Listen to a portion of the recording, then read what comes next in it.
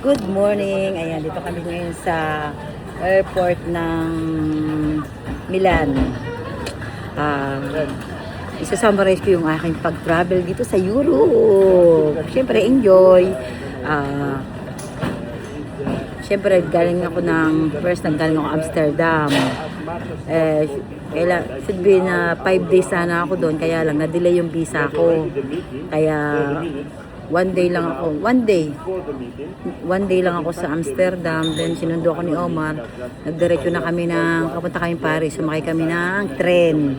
Siyempre, ang tren, Eurostar, pero ang galing, ang ganda, comfortable, siguro mga like 4 hours, like almost 4 hours, ang travel papuntang France. Paris. Paris. Siyempre enjoy naman, lalo na pag may kasama ka, enjoy, may kausap ka. Tapos yun nga, nag-stay kami ng 5 nights sa Paris. Yan. Ang ginawa namin sa Paris, siyempre nagpunta kami especially sa Eiffel Tower. Ayan. Na kami doon. Siyempre nag-book si Habibi ng restaurant sa Madame Brasserie. Siguro for 2 couple like 600 euro 2 couple sa dami nyo kung sino yung may gusto. Ayan, yun yung sa may window side para kita mo sunset around night 9 p.m. 9 p.m. until 11 p.m.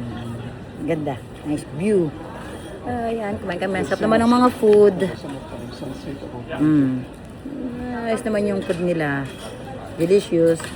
Then pagkatapos niyan, ayun, the next other day, nagpunta kami ng Versace Palace.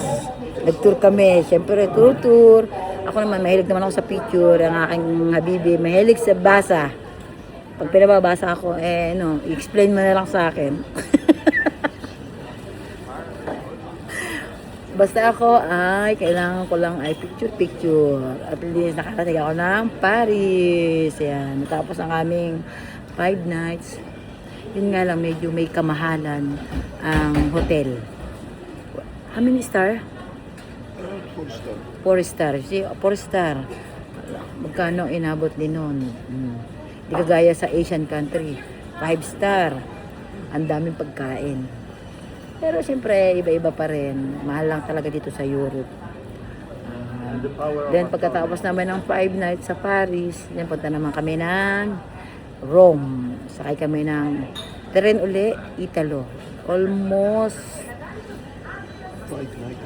3 hours by train, no? Yeah. 3 hours and a half by train. Sakay kami ng tren. Siyempre, meron ding libreng mga snacks, coffee sa tren. Then, pagkatapos naman kami doon ng Rome, gala-gala, syempre, check-in muna, pahinga. Tapos yun, punta kami ng Rome, Vatican. Syempre, gala-gala muna kami sa first day. Then, sa second day, yun, nag-tour kami sa Vatican. Alam mo naman ako, hanggang picture-picture, nakikinig, naka-headset, nakikinig, pero tingin-tingin, siyempre kailangan picture-picture muna. Yun. At saka, yung ikot-ikot, siguro, inabot kami ng 3 oras sa loob ng Vatican. Ang laki kasi, lawak. 19 when they start this one, and Vatican? Long, yan. Before was Roman. Yeah, long story. Yun. Tapos, siyempre, mga pagkain, spaghetti, pizza. Siyempre, siguro, kumain ako mula hanggang isang pizza. Hindi mo kasi masyadong mahilig, pero masarap. Ang like ko nakain ay spaghetti. Spaghetti and beef. Outlet in Rome. Yan, mapunta kami ng outlet for shopping. Siyempre, medyo costly. Pero mas okay kaysa sa Dubai. Kasi may babalik sa'yo yung tax refund. Kaya medyo mura. Pagkatapos naman ng 5 night, yan, punta naman kami ng Milan. Metro uli ka, tren. Almost 3 hours din. From Rome to Milan. 3 hours. 3 hours and a half. Siyempre, meron ulit snack, mga snack sa loob. Comfortable naman. Then, tapos naman tayo Milan. Siyempre, check-in. 4-star hotel. Yun nga, yung buffet nila. Hindi masyadong, basta hindi kagaya ng Asian. Mahal yung aming hotel, hindi pa yung 5-star 4-star lang yun. Pero ang napansin ko lang talaga dito sa Italy, sa Rome or dito sa Milan, mga Pinoy. Siyempre tayo Pinoy, lagi naka-smile. Nakita mo dito parang smile mo yung mga kabayan, parang hindi ka kilala.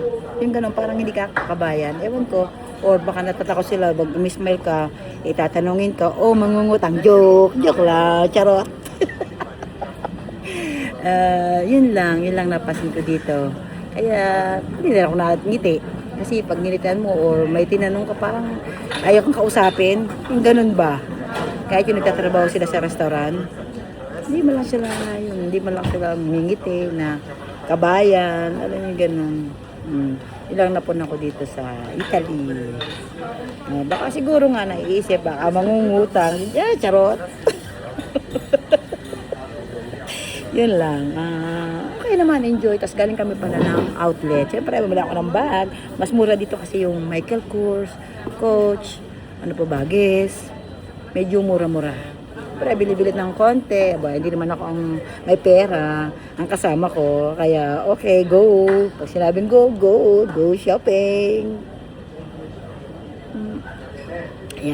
Yan ang aking travel in Europe. Ngayon ay naghihintay na lang kami ng flight. Papunta kami ng Amsterdam. Meron pa kaming 2 nights.